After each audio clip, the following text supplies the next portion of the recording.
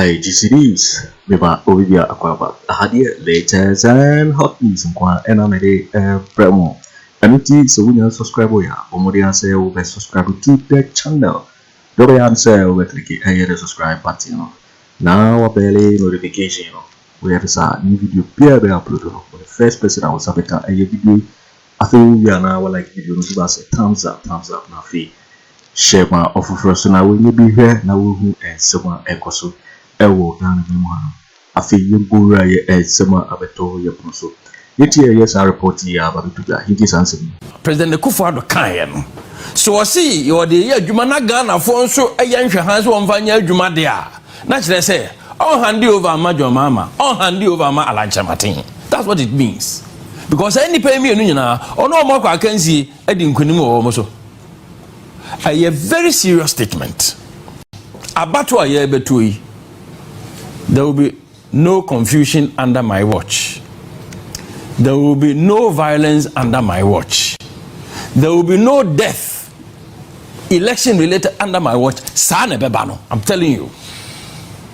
Nase wa ntimi amie na no ankasa entu na mombi saa biribisia esese ye de hosobo epono. Violence aba election mo abesen ko under this current government.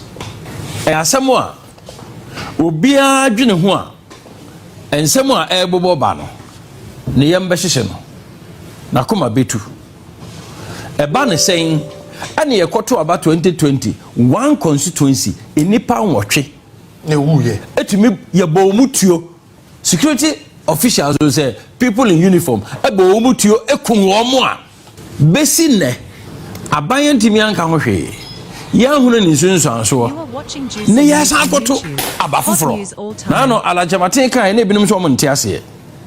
There is so much arrogance of power in this particular Akufo Addo government. Arrogance. There is a lot of arrogance of power. Nanya arrogance of power anka obia oye public servant because so what party munti obetimi aka say NPP for ye 1 million ways I be win election. Maybe sa asem no na no say adentina ye koto aba na electoral commission for Ghana for nyina anim say independent to make parliament, independent to make president. Na ye provisional register. Na electoral commission aye na dwen say political parties nkwa ana de bema omo ebra munnim nso se obi ti za lanjo nchematen se oba independent a wonim de worker obi ti se me former general secretary eni mpanyimfo bi a yaye politics ni election ho adwuma ya mfe bebre yenim de ye ka betima aboa no no aboa no ho a obi antimi nka se ye disqualify alanchematen na ye da bi na sa ho boa no ebe hia se sa edin twra na ya twra register no. It is the most important instrument in the whole election process. Na ansa na meto amasem so no we die ense me bo ndisi fo abaso papa say register no ba ya eni dakora wo matimi anya adaje na wo mo wo sa ni die no na wo matimi ahwehwe mahunu say ohaw bi eba ohaw bi ewo register no ho ehone de menya ndisi ni menya NPP ni as I sit here na mejidi se sa anamo menya ndisi ni na menya NPP ni me independent. Okay, me free thinker na sa dwumadie na ndisi fo adie no me de minim se omo hwe se obobe win election entina omo aye nanso eye dwumadi a omadi a megidi se eho beba mfaso ama Ghana fo nyina ankese se by now NPP fo nso as a very major political party ankese se womonso womotumi ahwe buku im because ye no ye president ne electoral commission fo eme ye be independent ana omo se ye mamu bi womo se ye din nimu ana ye nka ho no ntino ene Oma frame meeting me I pack no crown ye say chinchina ye beko bi omo say ye ba ye observers ye ni kwan say ye kira adwen ye ni kwan say ye kasa documents from independent parliamentary presidential and so ye ni kwan say ye kasa because ye nya political party any kwase contribute to the discussion. Enti register no me sheda e kan ho asem wo ha ma opani na obae no ka kire me say me boss ape one ne mpanyimfo akoka ntine ye be kɔ ho na ye ne omo akodi ho enkomo because senka enye se ndc fo nsa aka ana omo nya adaje ana omo hwem na omo de tutu data no a ewo ho no on the ground a kagana fo ye be de hu se o how kese sei aba kraka no ho na asema ye ka no President Akufo Addo me de maka say you are watching Juicy News on YouTube.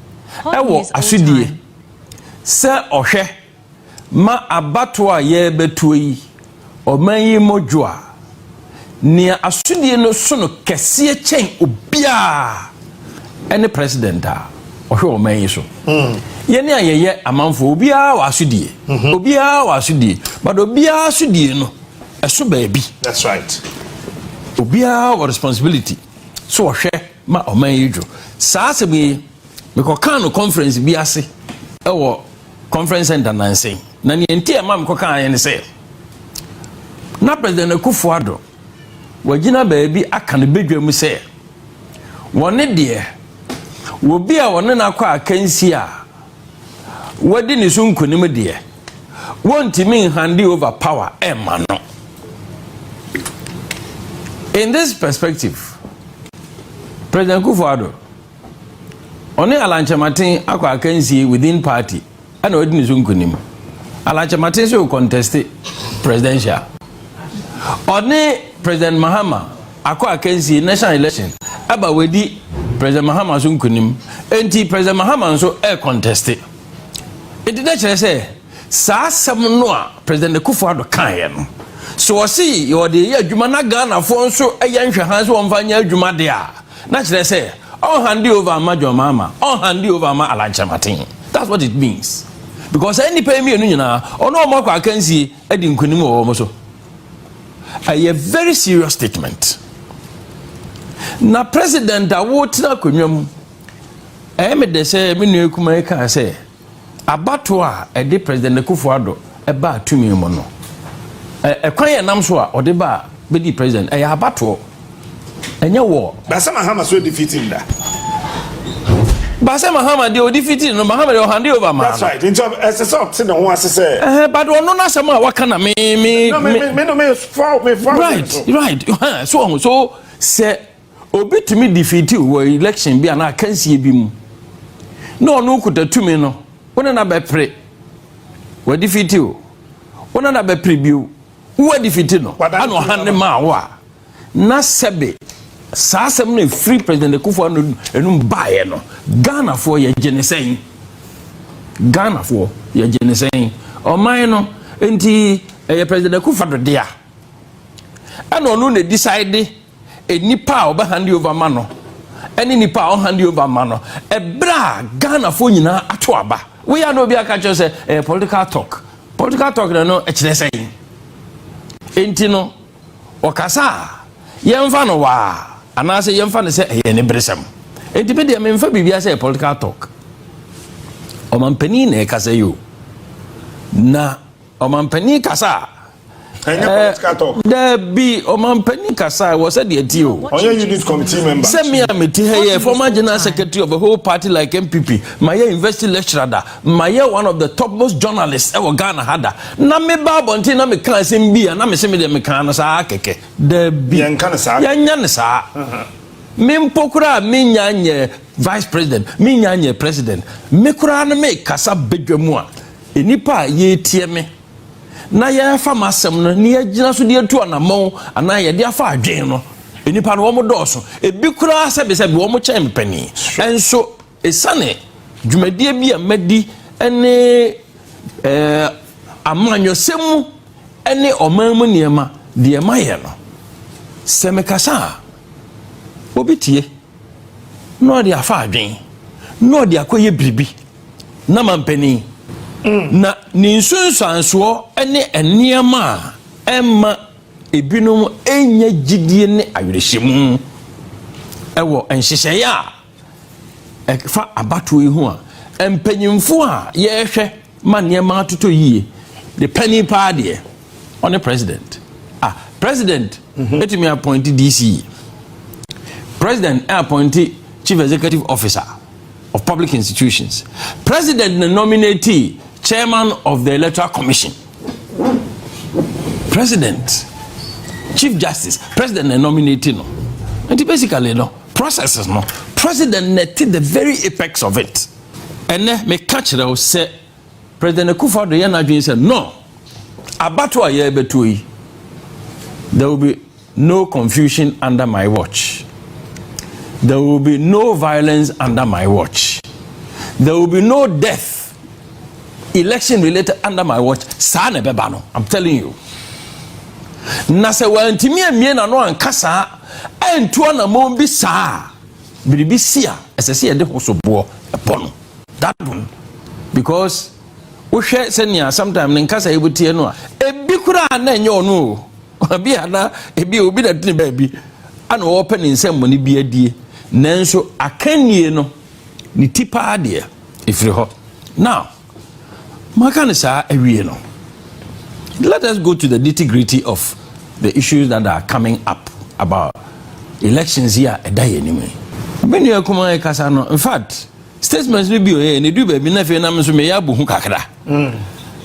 Because se enkoba ne say Gidia amanfo enya ewo electoral commission munti no. E de say yenso ye be yenhwe han na emfofo abeda ne ye kwaye de. Ani yebetutu ase ansa na enyakwan kura enyi sir eno nso etume de ohaoba because eyampa okanya nyaga na fo kura ya na egu police mu ani egu soja mu ani egu national security na yekoto aba yeto security election no a ya yeto ansa na yabetu general election no a eya party ni mienu nyina obi anya bi so mu nyina anya bi it is what say NDC for wo so jam NPP for ma no kwe pa na mom say e ko trigger NDC for wo so jam NDC for opposition ni e ko chemu mienu no de e honey trouble say electoral commission for entimi entutu mana montem ensisi anamo yi ansakra niema ankorati mistakes amma abodwoya amma na biribisa ebesi dia na kire say ya man no yakoye nim enso ya tete asan ya hwe yi a ba bi e bekọ akoto no emwa yi mu bia emwa yen asema ye ka no captain menyi ni se NPP fo ni NDC fo nko asem ne ye kan se wo we ni mokura mpo titiri unti be ya Ghana fo se omo beto aba ama independent Alankyeremanteng adintra ene Ghana ha ye wo no anka se de me kan abato asemi nyeni sifo nkwa ne hia wo mu ana nya pipifo nkwa ne hia yen eye wo man no nkankro enhyehye ye kese pa baako enso sanse emim eni asisie eni adwenbone ni etrimoden eni pesemin kuminya ana ebinum nam so de call politics munti no wo mo pese wo mo de sa de koro no a ekuta tumi ana ye digitumi enti bibia ye kan ha Ghana ha enne adane NPP NDC adane maabo adane asekantwetwe adane mogahwieguo na ye kan sa no Ghana ye kan sa no mi emfa ni agoro me de me gidi se Peniampa Peace Council for wo de a ene omunyai peace document na asem na omo ka no na ensem yi a epiepie ba about the register, about people's confidence in the process, about safety and security during election. Steps are all be taken with the police sitting in, with the military, with the electoral commission, with political actors sitting in. A bema practical solution in direction say weni anamonga ye to set the beya techimai 2020 ensign maybe or no. That is what Peace Council should be interested in. Because paper there, who can sign paper? Nase near a we ye, and a more as wutu. And CSC no be able to name. Na everyone was say over 3,000 names in one region and one constituency. In one region, one constituency. I mean. There be minority leader constituency. There be. Over 3,000. 3,800. Wait there. So who friend transfer Ogusu. Haruna constituency for about 47 going. Normal transfer the procedure. Lot of the places. Well, wait there. Me electoral commission officer. But say Ura Bossman or director of operations. Or deputy commissioner in charge of operations. Was it a administrative error padia? And then not me have a kakra, but say error there. And then a very egregious error. Very serious error. Nay error so because of the very nature of it, no. And say electoral commission for go share them I catch and say almost of where we there be. Because Obia or ye external to electoral commission. I don't detect error. I know the better abonting. And ye electoral commission for and the bar abonting but catch and say, oh, ye share and crat temuno, ye who say I am from Zubi. Say ye more anka. Mijidi say, any paper be cry about better I am kaka. Oh, one more anka say anya huni idea. But one of the key stakeholders, one of the two main political parties. Woman no enya baimu. So no. The political implications are that, well, especially because you say party no more baimu no. Senia ure kano. Yenti woman no masem. Woman share no. Enya adia ebekuetia woman. Nti woman yedi na seden. Ema enkrofo adwen. Eye woman Kisene, ya woman near my bibre. Enti, idea, begidi say electoral commission for any abre, a ye womo pepper. Say one person shishe abatui, nagana for na ye better be and some pants and ye better no. Ye gidi say, look, a crying electoral commission for a faso at 2 woman near my dear. Be any who has said and from Swaka Crane Honamum. Senior womotia bom modern say some from so akese ye free ho ye siesie do ne de atodwa ma o manfo ehu na ye nyamugidi ni so womoto ye ne sa de a ebebu asan say ade ba ko a wiase bia ye ka efa abato ho eboa ehu hia emma abato nsunsuanso amanfo gitum ene de oburoni frɛ no transparency ade a emuda ho pefe sa hwehwem na wo hwa uhun ase kane no na ballot box a ne de to aba Rollins de ba First Republic first no na ye wooden box na ko te se wi ase esum rubber band dia ye de biribitum a so obi fold ballot paper miensa na na no akabo so kora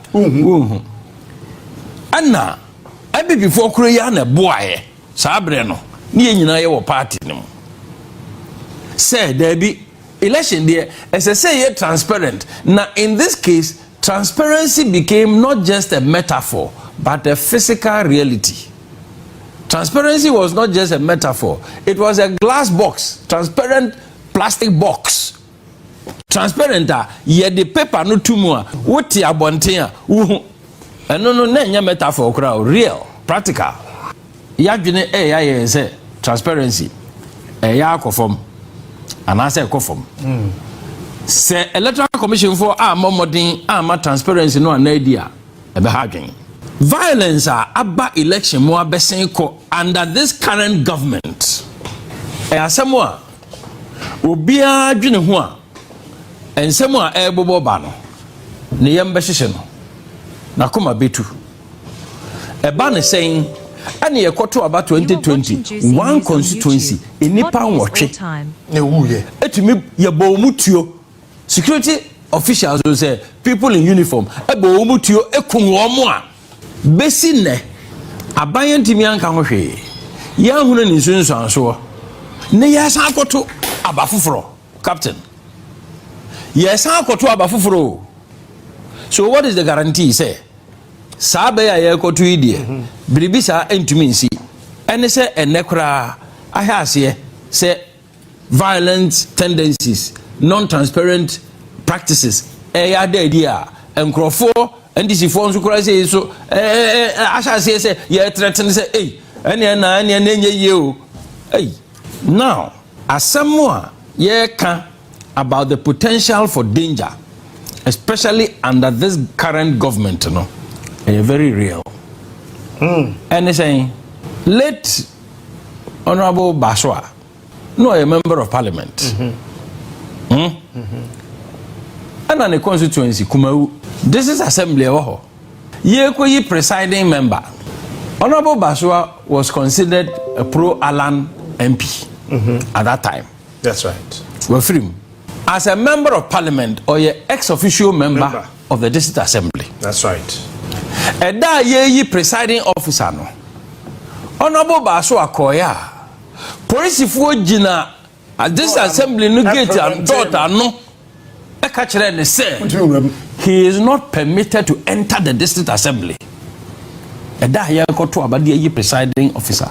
I saw the video. I wept for Baswa. Wamu Jojo no te say will be a sabe. One may a memuo ne akeni hu baabia will be a sabe. Papa hwekwa bia wo no sabio anyansafo anya ye biribini no abaso wo be ha adwen. Under this current government, Honorable Baswa was turned away like a dog, and I was very sad for him. No wonder he may have died out of pain. Na se biribe sa to be see or ye NPP MP nanso no ye pro Alan e kwan a police for fast nya instruction say o se o me na me ye MP wo ha me hwe video no Baswa was basically begging me na me ye MP me ye official member me almost say we are not allowed to enter. Yeah, we ain't to me ma enter. Or pray yeah or te any ato abana wie ayi presiding wie. Wow. This assembly presiding officer under this current Akufo Addo NPP government. And as assembly see here. Aya sama abesen ko emze nekura bi anyame na me boso a obi ampo wirefi, but it is a very dangerous signal of the kind of mentality and culture that has been exhibited by this government as far as elections are concerned. I think, sir, and someone who ever about this register, no, any election related matters, no, electoral commission penny for a free chairperson, Madame Jean Mensa, Madame for me jinidi me nimse, unimode, lawyer ni mapa. Unim amanyo semu akwa achiri to the international level. Owura Bosman asare ene mpanyifo agu ho ye nyina ye Ghana fo se obi enkuta tumi wa bamu a eno nkyere se wonye Ghana ni anase wo ye dipahunu esan se what say no mic nemma me say obi enkuta tumi na woni abamu a enkyere se wo ye dipahunu. Okay, esan se efi president so Edukosi district assembly. Woman nyina tumi a womunyae no. Amanfo kure ya. Ebinom ofio se ebinom ya papa hwekwai eni dipahuni ye de to sa aba no. Ansana obi koye assemblyman, okoye presiding, okoye DC, okoye MP, okoye minister, okoye vice president, okoye president. Na eye menwanwa se politicians ye campaign ye tumi pachew eniema ye ni ankasa ye tie fi anase ye boy bra ye nye ye ready say ye beye de asomo manfo de akire say ye bre ye ho ase na yeto abama yewie na yekonya tumi no pa yetumi dane jata awo yene ankasa yabusuafo ene yene ankasa yemanfo so ayade a me dey se metiase. But it looks like yanhwe here a lot of the politicians no that arrogance of power now no alajamate kan na ebinim so mtiase. There is so much arrogance of power in this particular Akufo Addo government. Arrogance. There is a lot of arrogance of power. Nanya arrogance of power. Anka obia or your public servant because it's our party. Obetimi aka say NPP for you were 1 million ways are able to be a winning election. Hey, Massa. There's only one way too. Hey, nanya arrogance of power. Arrogance of power. Ka obetimi aka asma say. Say, we will not sacrifice this election on the altar of peace. We NPP will not sacrifice this election on the altar of peace. Hey, no. Sometimes what things somebody be a. What say? And yes, I'm not here when I'm not here. Omo you be hunu be a. Omo nyani pe mu be a. Edi prekope NPP ba power. Omo nya tumi ama asem bi e beto nipa nanum no. Otumi ka kire amanfo ma ne ye. Ministers ye bi. Mampani no to be can sometimes what ya na fe na wo homete mesre Ghana for yen ye de tumi no eba wo mo edi e kan Electoral Commission for ayo mo nhyehyɛ da di say or how be o register no ho Electoral Commission yesra mo ebere no swade nanso mon create time emma obi an tumi hwɛ register no mu bio and none never avoid a possible war, a possible civil strife, possible violence. It is worth it. Mamo nyamasem twintwan den say ye ne ekuta tumi no ye ne ekuta mra no mo ye adwuma de ma omanfo. Se Ghana fo ni ho a Electoral Commission hu hia. Enya Ghana oman ene tiase a ka ho na ekọ ha ne ho akoto aba. Na ya mamadwuma ye no man sika kese budget ye de nyina abre Electoral Commission se mo mfa anya adwuma se oha baba na se asomdwe baba edu time a Ghana for yetumi nya kokuduro raise issues because obia in China yonko wo Ghana ya hyehyɛ ne diso na obia ni ho an life eye more important than the other person nyankopon nim obia life is very important nyame ena hyehyɛ tumidie enti no se nyame boawo na nyame domo na ukogina empanini ni tumidie de bra esese Ghana for ye tiase NPP for mon tiase se tumi ene bre ye ni nka so oyawo ne otan abeto NPP NDC no me pese me yifiri ho na nka wo man yi ye tumi hyase foforo eno na ye real change na nya de Jomama de na nya change Jomama already president change ne ne wen o ye president or vice president Bawumia 8 years or a vice president ne upgrade na ne way ye hia ensakraya ayen sakraya papa ensakraya be upgrade say where 1% now only 1.1 say upgrade 1.1 from what say upgrade no upgrade be no for statistics upgrade but any upgrade be here do ko baby ora mahama I say reset na ni say watch na stop and ye tani na ala say great transformation and sakraye and watch the chirim akandie no ankasa akandie no ye hian sakraye yo tifo winning and sema about the toy yepno so because GC News so and our channel so we subscribe here or more than say over subscribe to the channel and say hadi latest and hot news and I'm the Bremo I feel we are now like video and give us a thumbs up now fee share my offer for us now when you be here and we'll some echo so what's with me at share what Gyamfi and so we now I will comment in my next video. Thanks for watching. Like and share the video. You can also drop your comment. Please don't forget to subscribe. Click on the bell to turn on the notification.